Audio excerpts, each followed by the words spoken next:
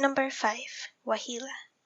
They are known to prowl around the areas of Michigan and Alaska. The Waheela are very similar to the Amarok, which is a giant grey wolf in the Inuit mythology, or the white wolf of Ontario. So they are sort of a saber wolf. It is said that their hind legs are shorter than their front legs, very large, larger than normal wolves, with a wide head and large feet, which is quite proportional to their body. They also have long white fur. These Waheelas are known to hunt alone and never seen to be in packs. That's why in legends, the Waheela is said to be an evil spirit with supernatural powers that would kill lonely hunters by themselves and would rip the hunters' heads off from their bodies. Number 4. Akhlut. Another wolf-like creature, but what makes them different is that this one is either a hybrid between an orca and a wolf, or is a shape-shifting spirit that can either be a wolf or an orca. So you can imagine that you won't be safe by sea or by land. This is more of an Inuit folklore creature, and it is known to prey on the Inuit people, especially those who live along the Bering Sea coastline of Alaska.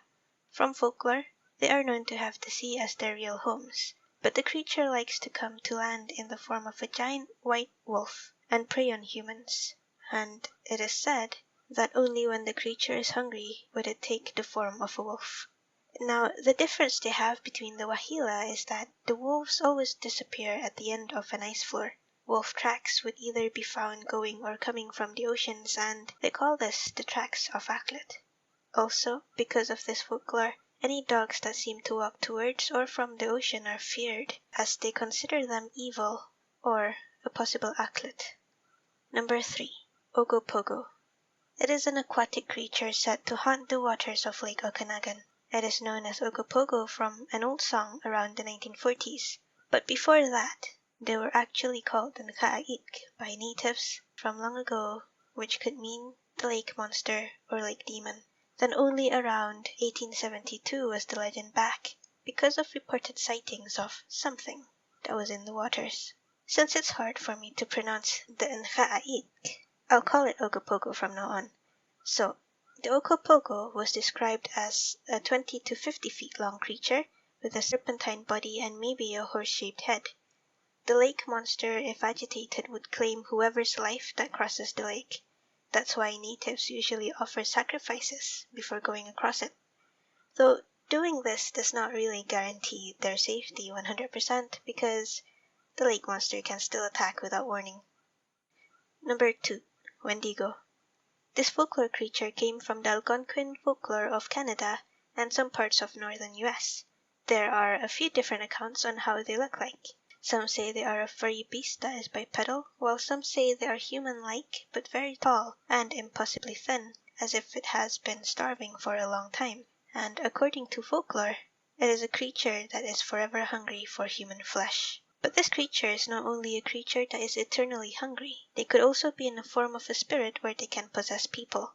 Those who are possessed by them are said to have a never-ending hunger, exactly like them, and due to the possession, the people are then turned into monsters, or should I just say, a cannibal to be precise. Number 1. Mahaha the Tickler. This particular creature is more native to the Arctic, which of course includes Canada. They are crazy demons that are described as being thin, almost malnourished. They are mostly ice blue in color, and they are very cold to the touch. Imagine a thin, almost skin and bones, frozen yet walking corpse just smiling and giggling all the time. They are the Mahahas, demons that are usually seen with almost no clothing on, but doesn't seem to be bothered by the cold. With their long bony fingers and sharp nails, they take pleasure in tickling their victims to death, all the while giggling and smiling with them. If you're thinking that you can't tickle someone to death, then you're wrong. People could die from a heart attack or asphyxiation from all the laughing. So this is what happens to their victims, tickled to death. And all of them have a similar expression on their dead faces, the expression of a twisted, frozen smile. The only good thing we know about this creature is that it is not very smart and could easily be tricked. The old way was to try and get its attention on something and push it away in the water while it's preoccupied. But it is an old folklore. They must have learned something by now, so if you ever meet one, good luck.